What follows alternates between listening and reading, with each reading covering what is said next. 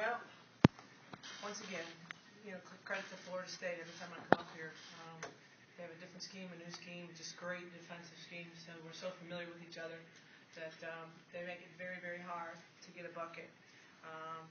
I'll learn from it as a coach. I got a couple things I got to learn there. I think my team, I slowed them down, trying to protect the lead a little bit, and that was a mistake. So that's not going to happen again. And my kids will respond and take smarter shots too, and work the ball a little bit. So it's kind of chicken or the egg deal right there. But unbelievable effort by Florida State, but a huge finish by my veterans. I thought that shot by Stefanie was big, but Mo's the one. I was calling one out of bounds play. Mo called me off and called it for herself to get that ball in the middle there, and then found Stefanie for the three. So I'm glad my kids can coach. So I'm really proud of them. So huge execution. Shenise did a great job of setting the tone very early for us. Obviously, our defensive energy made a huge difference in the game, but at the end, I thought our legs were all gone when we missed those 10 free throws in a row. Not bad looks, just not fresh looks. And I need my second wave to come through a little bit more for us so that these kids can be fresh during that stretch from the 8-minute to the 4-minute media. And then I think we're going to have a heck of a squad in late February and March.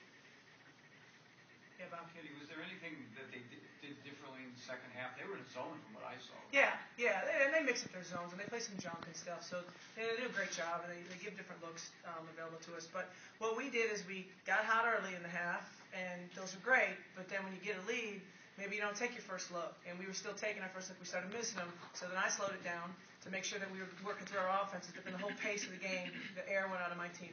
And that's something we always work with because we are streaky, and someone asked me the other day, as if that was a negative. And I was like, well, we've had some streaky positives that a lot of coaches would love to have. So you live and die with it a little bit. But in the end, well executed a couple of last possessions. And the fact that when Steph hit that, I looked down at Sue and thought maybe she'd call a timeout. But my team doesn't want me to. We want to play D. We want to trust our D and know the time and score. So a little bit of confusion there with about 40 when Sierra Brevard hit the 2 free throws. And the scoreboard put Florida State up 58-57, but we were up 57-56. So it was huge, and there was a couple possessions there, and I'm sitting on only one timeout trying to get attention to people saying, no, we're still winning, and that 20 seconds right there was real confusing. But I talked this through it in the locker room, and they knew they were on it. My kids were on it. I was scared they were going to foul on purpose, even though we were still winning. So that was that's just an example of a veteran team playing through things and saving me some timeouts, thank goodness, because I only had one left. So I'm really proud of my team. They really are very composed. And it was just an error. I'm not saying there's nothing controversial about it. It was just an error. But for these kids to be out there thinking, weren't we just up? And how are we down? And what do we do? It was a little bit scattering. So huge composure to settle down and hit that shot. Stefanie, can you talk about that shot? You had a couple of moments that you couldn't knock down before that, and then just the way you stepped up with confidence on that shot. Is that just being a shooter? Yeah, I think so. I believe in my team, and it was a great pass from Mo, and she said before we came in here that she knew I was going to hit it, and so did I, so I shot it. Coach, what was it like those last 13 seconds just watching Florida State on offense, just emotionally from the sideline? Obviously you had to have a lot of trust in your defense, too. They have one special play where everyone in the conference kind of runs this version of this play that Wake Forest brought to the conference, and they had just run that. So I figured if they went, we had just defended it. So I thought if they go to that, I'm okay. And we can play a little bit of a frenzy defense, and I thought that our kids just did a great job. They know that we probably won't call a timeout in that situation, so they were good. They were really good. But I'm telling you, Florida State executed, got that ball inside anytime they wanted to, and we've got a lot we got to work on. Great job by the Florida State coaching staff and by their players. It's such a great rivalry, but there's so much respect between the two. There's so much love and respect between these two programs.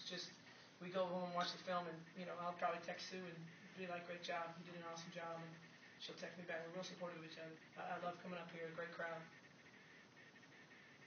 Shenise, can you talk about just how things changed in the second half? Because you guys dominated the first 30 minutes or whatever it was.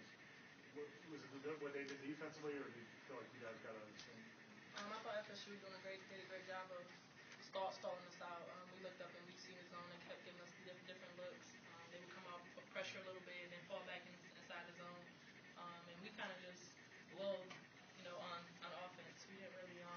sprint through our offenses and kind of just, we're up 15. Let's just take quick shots and keep doing what we're doing. But our passing and the pace of the passing, it wasn't the same. But FSU they did a great job of just keeping us off balance. And 37 points on us in the second half is one of the highest of the year. They scored 37 points on us in the second half. That's really high for us. We really gave up a lot. We didn't play the same game. Shenise, can you talk about you reached 2,000 points tonight? Oh my gosh! I forgot. The fourth Hurricane to do that. Can you talk about that accomplishment and the consistency? I had no idea. I'm happy he was here at FSU. Yeah. I haven't beat him in my whole career here in Sally Ho. It's just been a fun career, a fun rivalry. I mean, I'm just gonna keep playing. 2,000 points. 2,000 points is a heck of a lot of points. That's an amazing accomplishment and just an unbelievable. Do you know what shot it was on? It was first half shot layup. Oh, Last shot of the first half. Okay, well, balloons and flowers next home game. What is CJ at? Yeah. That's an incredible thing. Yeah, but I should probably have an assist record and some type of rebounding record as well. I'm happy he was here though. And Coach, anything you have to say on first win in Tallahassee in just about 25 years for Miami? Did you say I was a freshman in college the last time we won here? Yeah. Okay, but see, I was double promoted, so I was only about 12 when that happened. But, no, unbelievable. It's a long streak and a huge. At halftime, I said we've been in this situation before. We've been up 15 or 16 in Tallahassee before and not won. So a lot of demons, and they still were on our back a little bit, but she exercised the demons with that big shot, great assist. So, but I mean, we played 25 minutes of some big time basketball, and we're still putting it together. We're still working our combos, and like I said, the ACC is going to teach you a bunch of lessons, and the journey is hopefully into March with this team.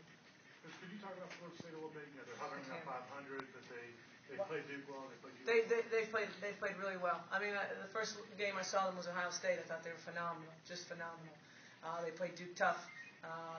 They're really, really good. Obviously, they're missing a point guard, and they're working through it. You can't say enough about Alexa DeLuzio, just her grit and her effort and her energy. And they just got to work through it. But if you let them get on the umbrella, like we call the three-point line, and they can execute, they're really good. And they'll really get you. And they just pounded the glass. And I think that Natasha Howard came ready to play tonight. And we said in the locker room, if she has the will, she can dominate this game. So we tried to break her will, and obviously we didn't. Great game by her.